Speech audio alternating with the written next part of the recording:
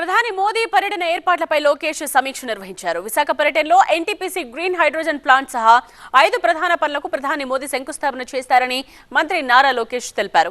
దాతా island నుండి AU engineering college వరకు Modi road show నిర్వహిస్తారని, Visakha ప్రజలు ప్రధాని సభను విజయవంతం చేయాలని లోకేష్ పిలుపునిచ్చారు.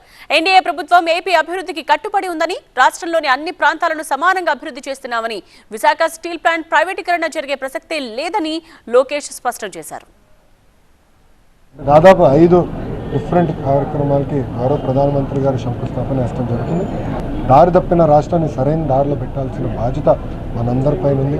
ఇప్పటికీ చాలా అప్పులు పాలైపోయాం. గత ప్రభుత్వం చేసిన అప్పులు వడ్డీ కట్టేదానికి చాలా ఇబ్బందులు ఎదుర్కొంటున్నాం. కేంద్ర ప్రభుత్వం సహకారం చాలా అవసరం. వెంకటా నుంచి ఆంధ్ర యూనివర్సిటీ వరకు 900 మీటర్స్, రఫ్లీ 1 కిలోమీటర్ రోడ్స్ ఉంటుంది. ఆంధ్ర యూనివర్సిటీలో బహిరంగ సభ అన్ని ప్రాంతాలకి సమానంగా పనులు చేయాలి, అన్ని ప్రాంతాలు సమగ్ర అభివృద్ధి చెందాలన్న ఆలోచనతోనే ఎన్డీఏ ప్రభుత్వం నాడు నేడు ఎప్పుడు పనిచేస్తుంది. సో ఈ రోడ్ షోని, బహిరంగ సభని ప్రజలందరూ జయప్రదం చేయవలసిందిగా కోరుతున్నాం. మా ఆర్థిక ఇబ్బందులు ఉన్న విషయం వాస్తవం.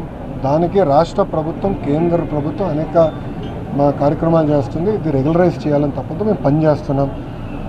రాష్ట్ర ప్రభుత్వం నుంచి కూడా కొన్ని మినహాయింపులు కంటే అవి కూడా చేశాము. ప్రైవేటీకరణ జరగదని 100 సార్లు నేను చెప్పాను. మళ్ళీ డౌట్ ఎందుకు ఉంది మీకు?